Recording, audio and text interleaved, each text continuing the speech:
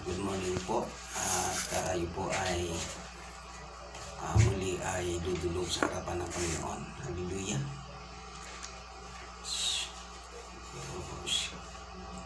Halugan mo po na muna natin ang isang awitin para sa Panginoon.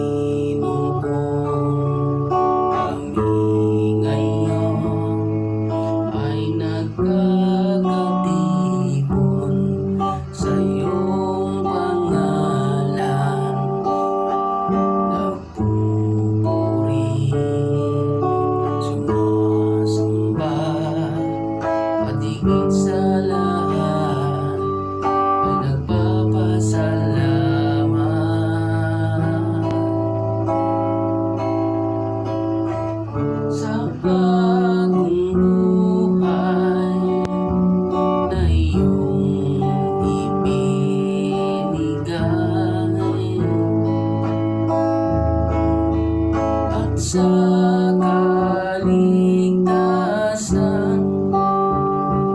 na iyong inalay,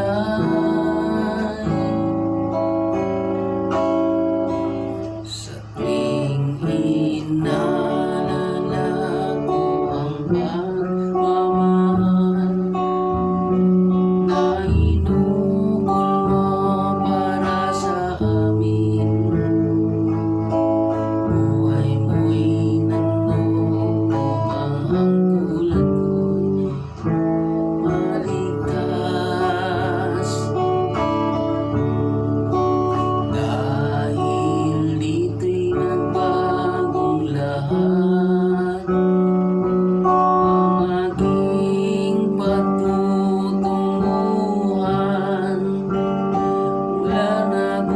Sabi pa kundi maraming salamat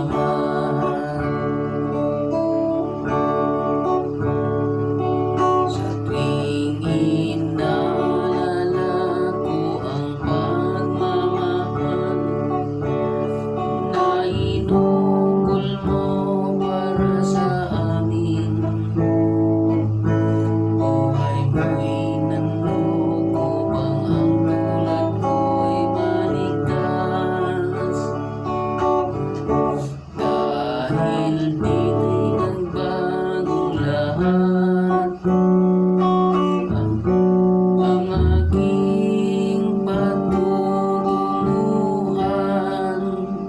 Wala na akong masabi pa kundi maraming salamat,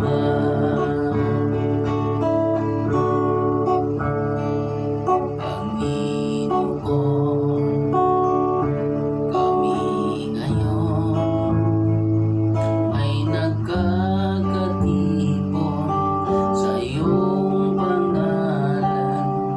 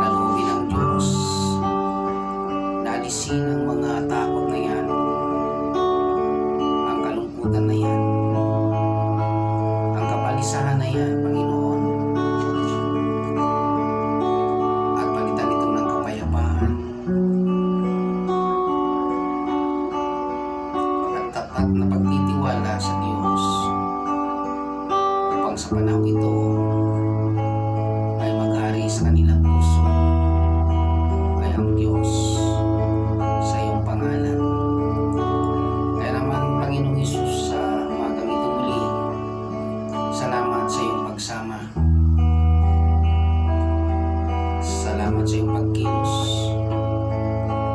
Salamat sa banal na Espiritu kung saan siyang mangunguna at magbabantay sa aking mga labi upang lahat ng may ihahayag sa lugar na ito ayon sa salita ng Diyos na iyong pinagpala ay magbigay ng kalakasan sa aming loob, pag-asa. Loobin mo, O Diyos, na mawala sa kanilang paningin ang kanilang kinakatakutan sa buhay. Mapalitan ito ng paningin sa iyong biyaya at kapangyarihan na walang hihigit sa iyo. Walang ibang Diyos kundi ikaw lamang. Hallelujah, sa pangalan ni Jesus. Loobin mo, O Diyos, na lahat ng may pinagdaraanan sa ngayon, gaano man yan kabigat, ay kaya mong paganin yan sa pangalan ni Jesus. Anumang problema na kanilang pinagdadaanan, Panginoon, ay masusumpungan nila ang lunas at solusyon sa kanilang mga tinataglay na problema. At hayaan mo, O Diyos, na sa iyong pangalan, sa pangalan ni Jesus, ay masumpungan nila ang kapayapaan. Maghari sa kanilang buhay na walang ibang Diyos kundi ikaw lamang, sa pangalan ni Jesus. Hallelujah. Sa umagang ito, dakilang Diyos, sa pangalan ng aming Panginoon at sa tulong ng banal na Espiritu, ay hayaan mo mahayag ang iyong kadakilaan. Hayaan mo na ikaw ay maparangalan sa aming mga buhay sa umagang ito. Hallelujah. Buksan mo ang aming mga puso, ang aming kaisipan. Pagharian mo ito, O Diyos, sa pangalan ni Jesus. Ibabalik namin sa iyo ang pinakamataas na papuri, pagsamba at pasasalamat. In Jesus' name, Amen. Hallelujah. Thank you, Lord. Hallelujah. So, magandang umaga po, mga kapatid.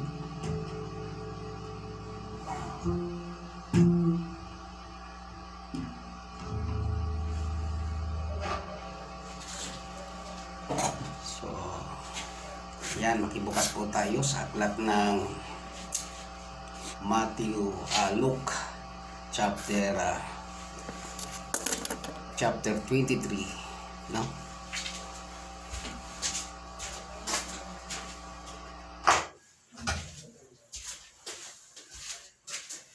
Yan. Luke chapter 23 verse 34.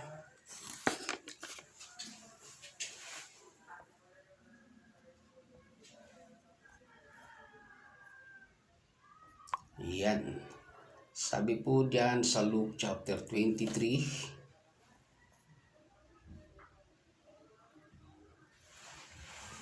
verse 34. Yan.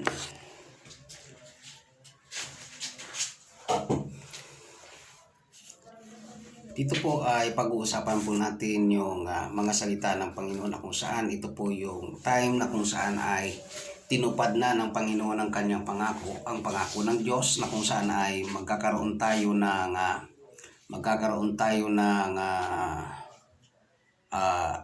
buhay na walang hanggan na mula sa Diyos. Sabi po diyan sa 34, sinabi ginagawa,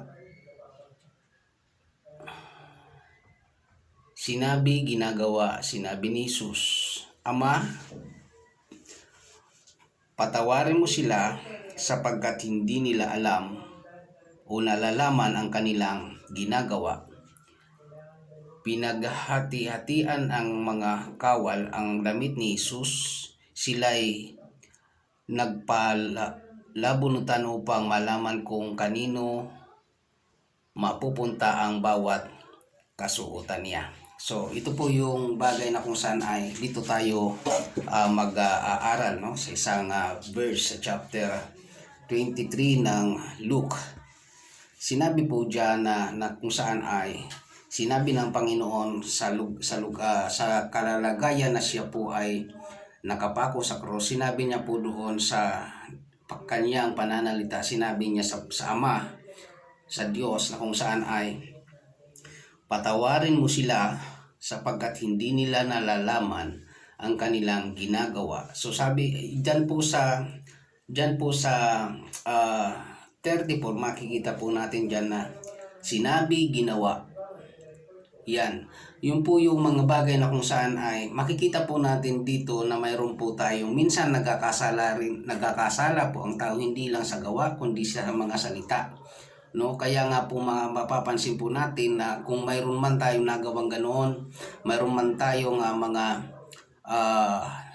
nagawang kasalanan sa pamamagitan ng salita at sa pamamagitan ng ating mga ginawa, yun po ay inihingi na ng tawad ng Panginoon sa Ama, sa Diyos, na kung saan po ay sa kalalagayan na siya po ay nakabayubay sa krus. Kung papansinin po natin, sa ating pong buhay, dapat po nating pagnilayan na sikapin natin na makontrol ang ating sarili sa paggawa at sa mga salita na kung saan ay nagdudulot ng pagkakasala sa kapwa nating tao at lalong-lalo na sa Diyos. So makikita po natin diyan na kung saan po ay nandoon yung concern, yung pag-ibig ng Diyos, na kung saan po ay sabi niya doon, patawarin mo sila, Ama, sapagkat hindi nila alam ang kanilang ginagawa. Kaya nga po doon sa isang area ng pagtuturo natin dito sa lugar na ito,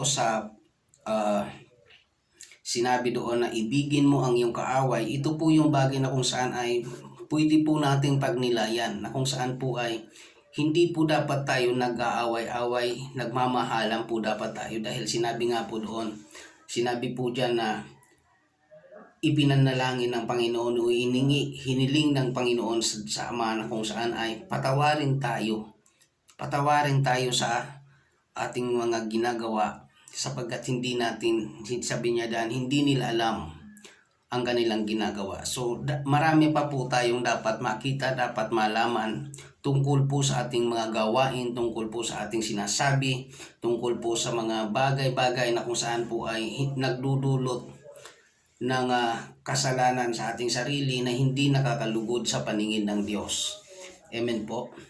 So salamat sa Panginoon sa salitang ito na kung saan ay ating pong pagbubulay-bulayan. Itaas po natin ng bahagya sa chapter 23 verse 33.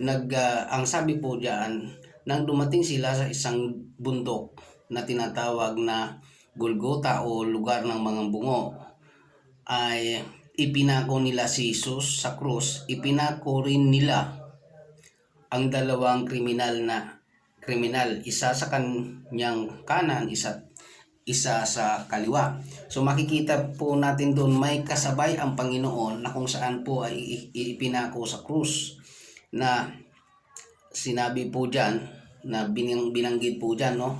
Sa 35 po dyan, ang sabi doon, ang mga tao na may nakatayo roon at nanunood habang si Jesus ay kinukutya ng mga pinuno ng bayan. So mapapansin po natin na lahat ng tao na nandoon ay nakikiisa, no?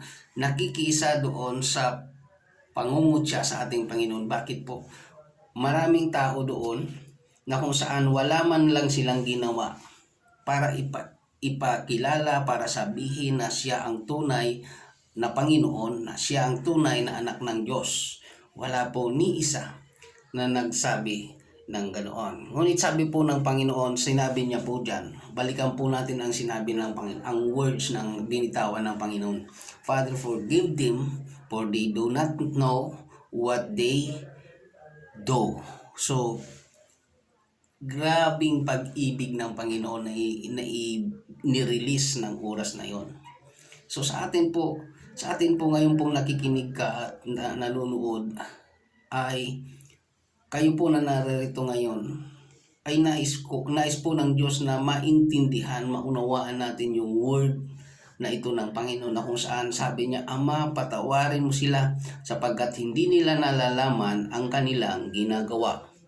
So, grabe po yung kanyang passion sa atin. Kung papansinin po natin, napakahirap nung kanyang kalalagayan na nakabayubay sa krus, ngunit ikaw at ako pa rin ang kaniyang inaalala.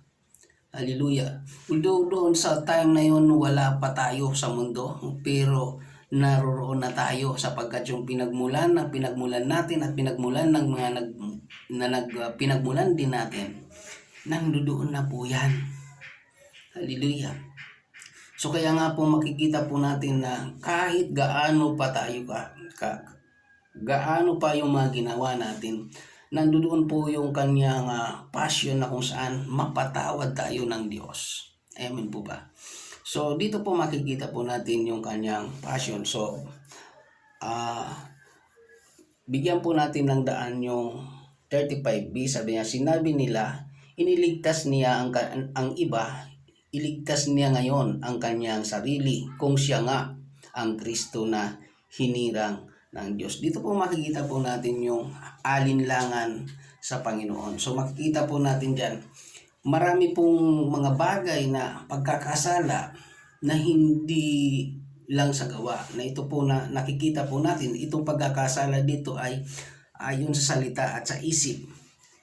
Bakit po sa salita at sa isip? Sinasabi nila, yung pagsasalita, no? Sinasabi nila, iligtas niya ang kanyang sarili, iniligtas niya ang iba, iligtas niya ngayon ang kanyang sarili.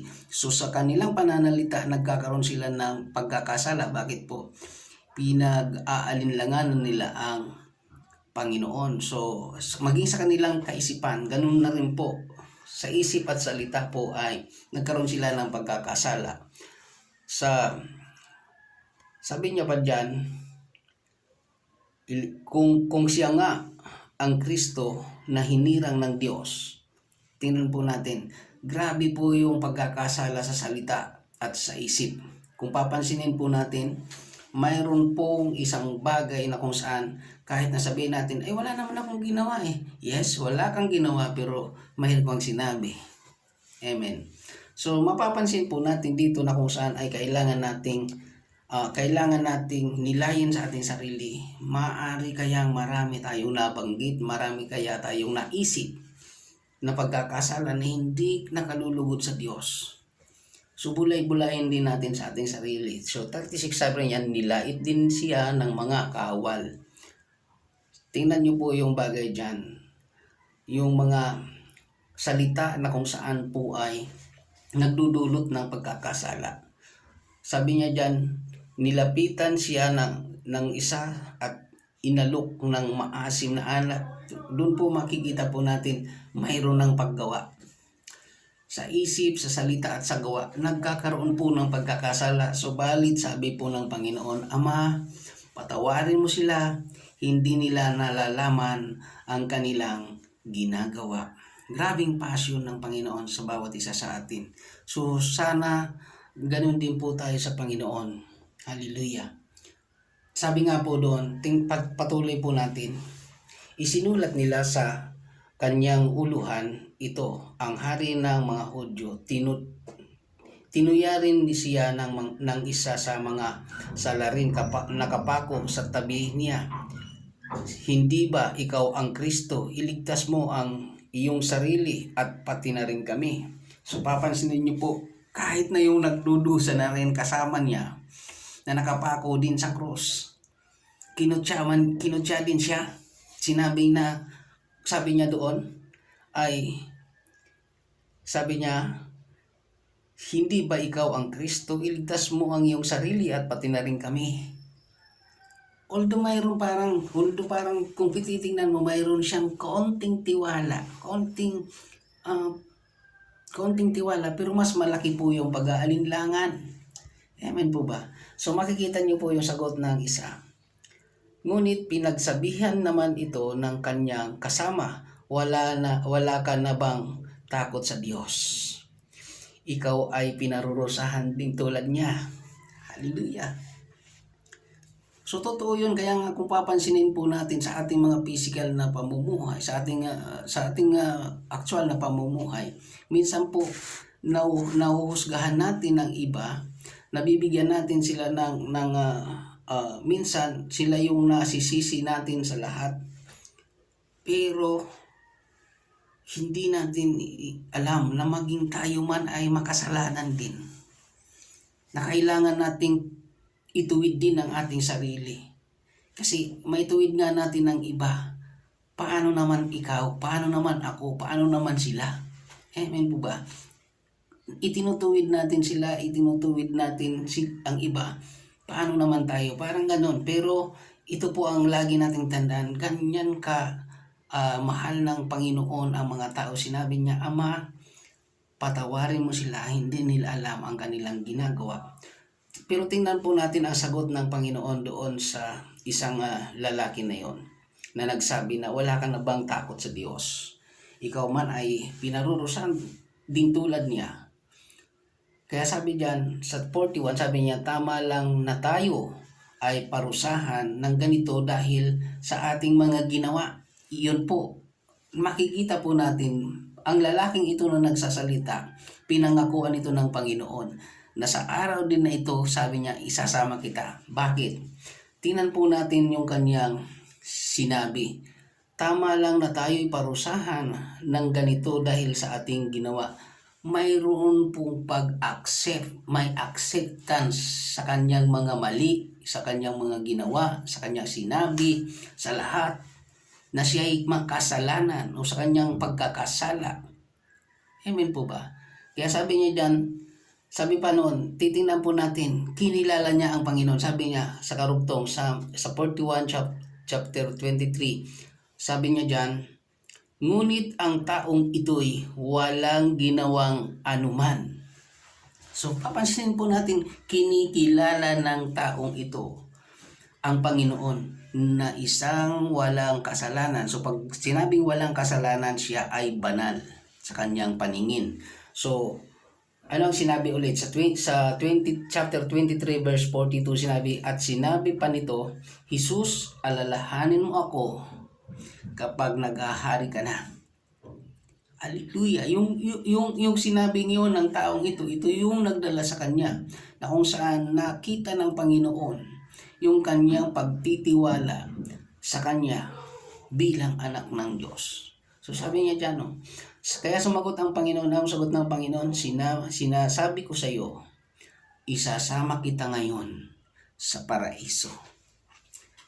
Supurihin ang Panginoon sapagkat nakikita po natin dito na kung saan po ay kapag ikaw ay tunay at tama ang iyong pagkilala, binigyan mo ng sapat na panahon para alamin paano at ano ang dapat natin gawin. Sinabi na ng Panginoon yan, huwag mong isipin na ikaw ay nagkasala, huwag mong isipin na ikaw ay makasalanan sapagkat sinabi na ng Panginoon yan, hiniling niya na sa Panginoon. Sabi niya, Ama, patawarin mo sila, hindi nila alam ang kanilang ginagawa. So kaya nga po dito makikita po natin, sabi ng Panginoon, huwag kang mag-alala. Sabi niya, sinasabi ko sa iyo, isasama kita ngayon sa paraiso. Hallelujah. Kaya po dito makikita po natin na kung sa ating pong buhay, ilalagay po natin yung kaisipan na dahil sa ginawa ng Panginoon, dapat na rin tayo magbago.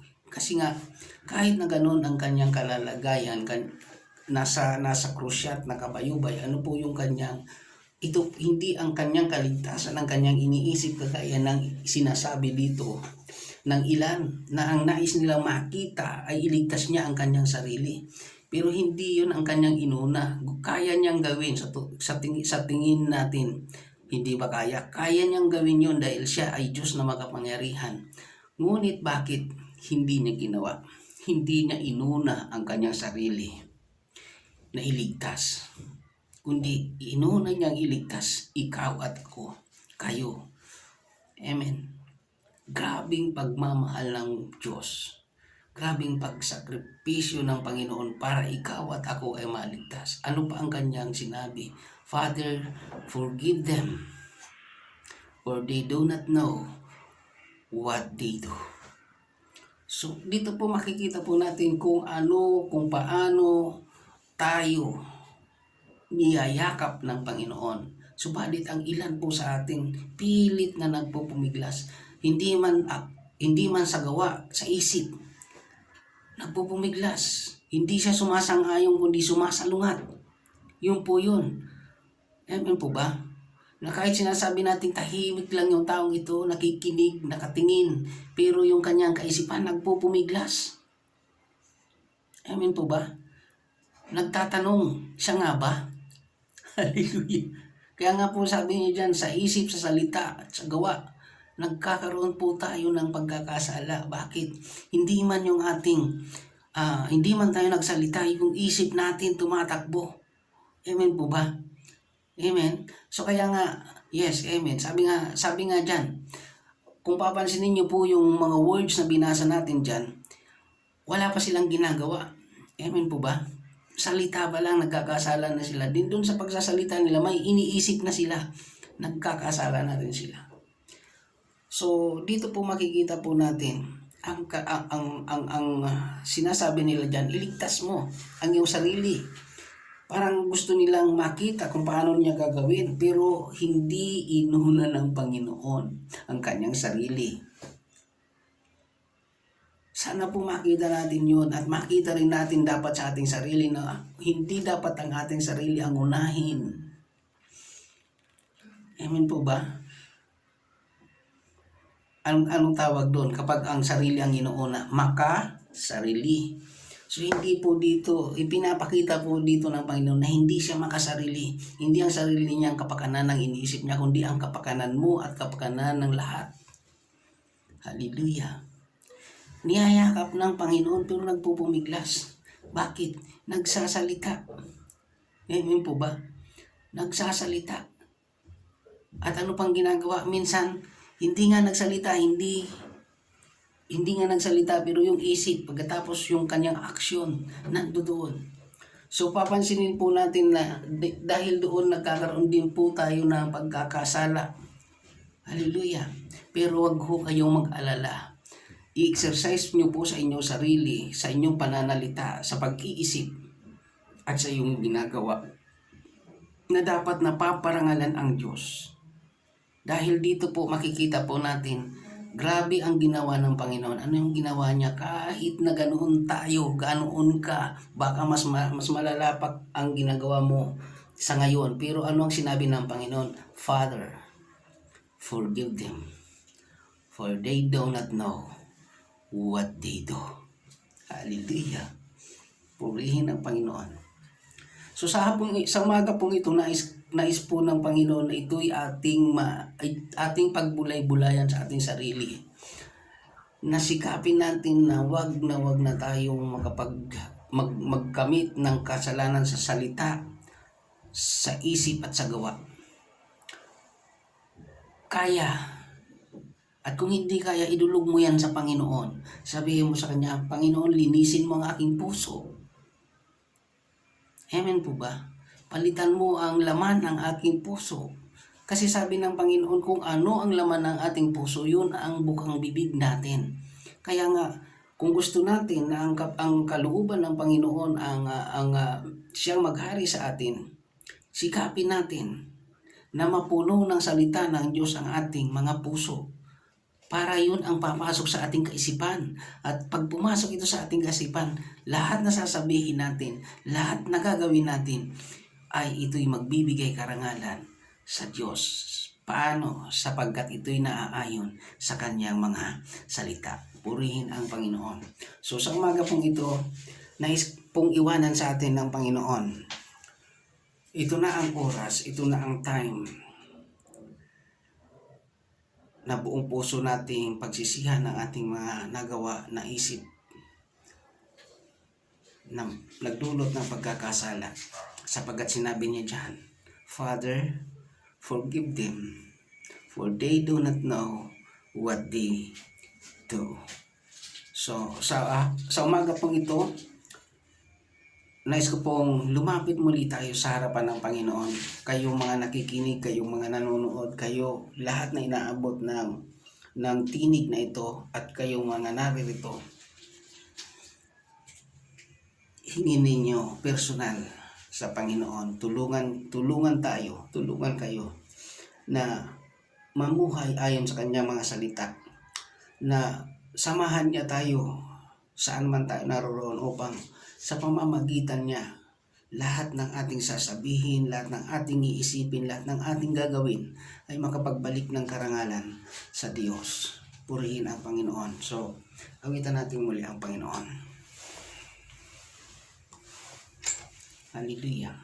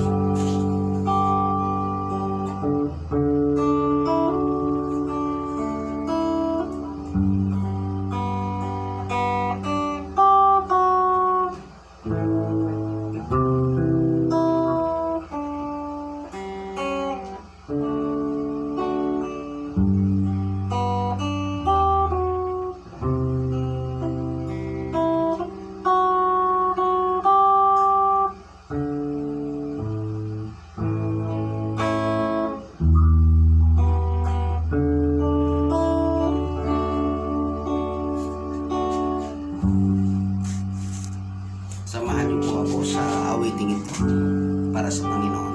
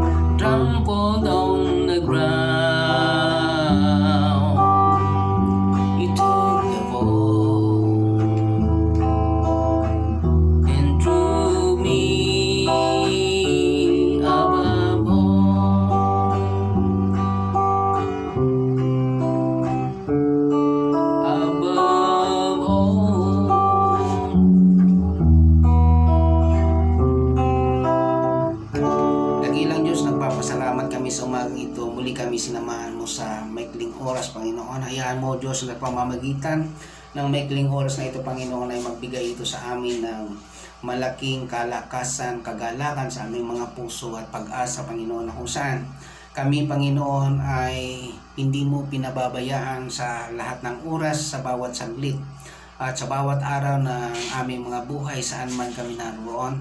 Dakilang Diyos, sa umagang ito nais po namin na ikaw ang maghari sa amin. Loobin mo, O Diyos, na mapuno kami ng iyong mga salita, mapuno kami ng iyong mga plano sa aming mga buhay upang lahat na aming gagawin, ang lahat ng aming sasabihin at iisipin, Panginoon, ay magiging karangalan ng iyong dakilang pangalan. Dakilang Diyos, sa umagang ito muli ang pag-iingat sa amin ay pinagpapasalamat na namin, Panginoon. Ngayon pa lang ang mga ang kaligtasan, ang lahat ng gagawin namin, Panginoon, ay loobin mo, Panginoon, na naaayon na sa iyong kalooban.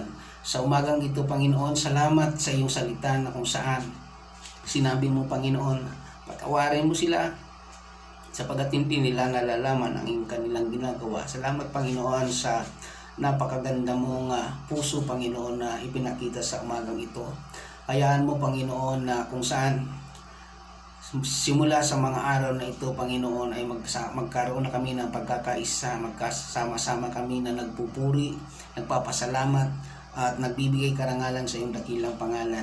Dakilang Diyos, sa umagang ito, hayaan mo na ang bawat isip, bawat puso, Panginoon, ay mapuno ng iyong mga salita, Panginoon, at samahan kami ng iyong banal na Espiritu upang sa lahat ng aming gagawin, sa lahat ng aming sasabihin, sa lahat ng aming iisipin, Panginoon, ay makababalik ng papuri, pagsambat, pasasalamat sa iyong dakilang pangalan, sa pangalan ni Jesus.